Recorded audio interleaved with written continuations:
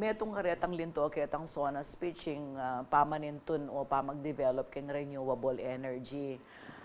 Po pa itang National Power Grid Corporation, itang one grid, one market. Ne? Maragulyang bagay ni ika mag-cover company keng kilwal, ne, Paulo. Talagang metong karen sa sengsing da rin tawing maling presyo na ng kuryente. Dito, Chi. At ketang mga labasan na panahon mo naman, hanggang Ken Clark, CDC Chairperson Agnes De Venadera, amuyutan na larening kay foreign investor na, o hindi makabulat si Clark, malwalas yung gabunan ng Clark, baka nitang mag-invest kayo kayong renewable energy. Kasi, bakit tunguhan da ngayon ni Chi, taga ng ketang pisasabihan na nung nanulat ang existing, kaning coal, ne? Limited na tsaka no kamali. Didikta niya talaga yung world market. Mupin nung sakaling rem player tamo, dakala, magsilbi na ami ka masanting laban kaya karening independent power producer. Ikuha na mo naman pinatsyson na ating metong kumpanya na karening residente kang kilob na ning Clark, hanggang may posisyon la rin ang bubungan ng atin lang solar panel. At medinan lang incentive nung sakali man mong misubong ita. So, makanita yung kaparalanan na ning CDC na metong kareng maragula economic zone yan. At king kebaluan ko at chison, kaya ning sangguniang panlalawigan na ning Pampanga, at inlamo namang incentive abibye, karening solar power plant. Lalo na kaya niya right, kapilampamo, sasabihan ng BM June Canlas, na lalo ketang karelang buwis, ketang posisyonan ng gabon, atin lang exemption. Nanya, pangong birade taga na baka nitong dakal. Pero wala dimdam ko karetang hearing ken sanggunian. Ang po pang dimdam ko niya naman, interview mi yata yung Governor Pineda kanita, itang manwana dapat siguro, denge ganaganang municipalities may isang metong na lamang maintun source kuryente ba kanita babaeng presyo makanyan.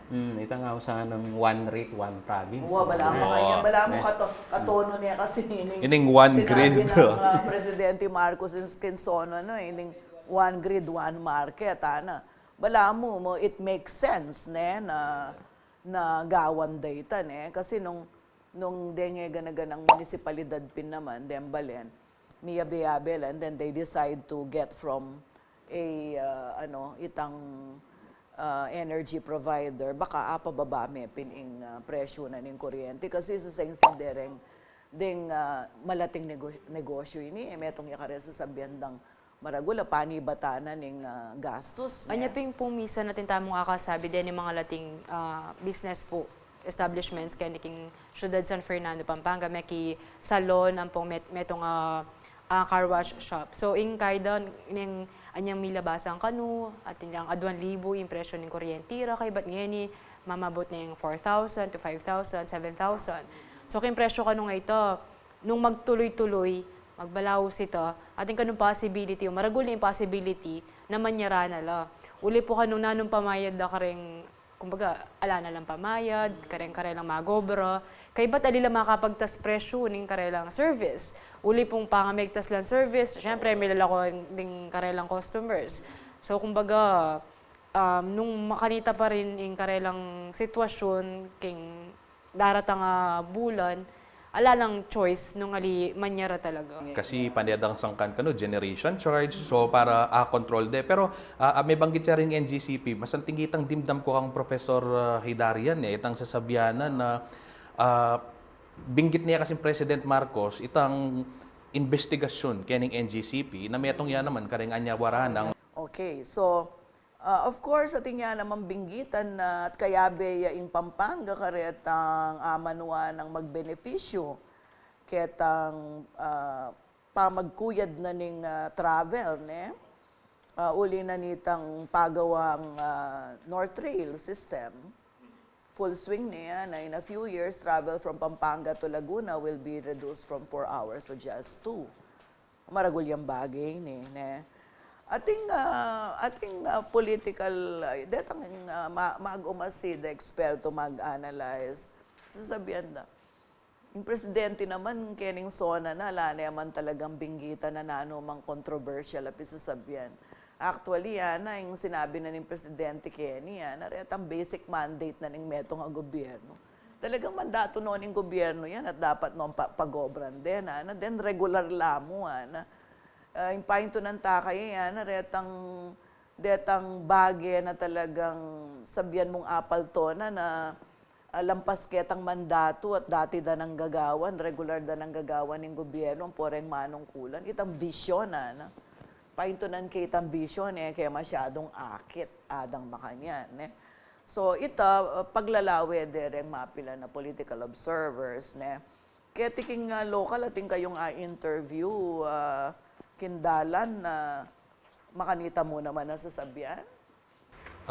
Magkulangan lang, ketang vision. Karetang beging pasyagnan well, deta kasi nga interview tamong Be Mario, timo mintatamo kay mapilang lugar Guagua, makanyan, Poketi, San Fernando. Ila, para karela, dimdamdan tan dapat damdamdaman. Okay la. Pero, atin pa mo rin kanong pwedeng gawan. Dakal pa, pwedeng tagalan. And, itang binanggit mo ating son, basta tingyapin anapin ditang binasa ta mo rin. Masyado yung maging play safe, yung presidente. Karetang kayang maging speech. Metong ka rin panayan da, rin kaya katamong, di ba rin progresibong grupo kaya ni Central Luzon, yung EDCA. Metong yung paisasabihan, huling maragulyang bagay, pero alayang binanggit, dikil kayong EDCA, sasabihan da, huling bring kumbaga bala mo polarizing yakano masyadong pisasabihan ngayon uling itanang tension king West Philippine Sea kay banda Zambales sa point presence da ring US forces makanyan ibaluta naman kumbaga former President Arroyo kabalenta mo kongresista kay ka segunda distrito metong yakaretang malapit ketang panig na ning Chinese government. At itang EDCA, uling Amerikano la rin wala mong masisira kano itang amanwad ang golden era na nitang relasyon ng Pilipinas ang po ng China nung lulubing EDCA. So, dening makanining Kaya bagay. pining paglalawe direct militanteng grupong interview yun yan. Makanyan. Lulub ka ning lulub ka ning EDCA. Pero ekbal magkamali ko pa nga damdam ne. At iya mo naman taga ng kai. Amano ketang pisag na kai territorial dispute na kaya na ilaban niya talaga nung Away kayang foreign policy. Foreign policy. Karas naman kitang pamakipaglaban. Kitang penyang butana. Malino na yaman At kako obserbang ko mo Chison. Siguro rening manal be magmetong pa naman banway wari. Itang pulay na ning sona panga technocrat nga ra sindaneng kay may sunod siya kumpara ketang panahon ng Presidente Duterte sabihanin mo rin sabihan mamasang script so iteng palitan na kwento karening manalbe naman marayo naman at least naman Presidente Ferdinand Marcos Jr. eloquent naman na magsalita naman ita namang proper way of delivering a speech naman. Tsaka agpangking kayang anak po na Sandro Marcos. Iya po ka na mismo sinulat. Maragula bagay ito. Ako naman, ita naman, gayang ako naman, ako naman popurya Karin naman, dinan mo naman masanting grade. Uling masalese naman mag-deliver, ketang kayang sona speech.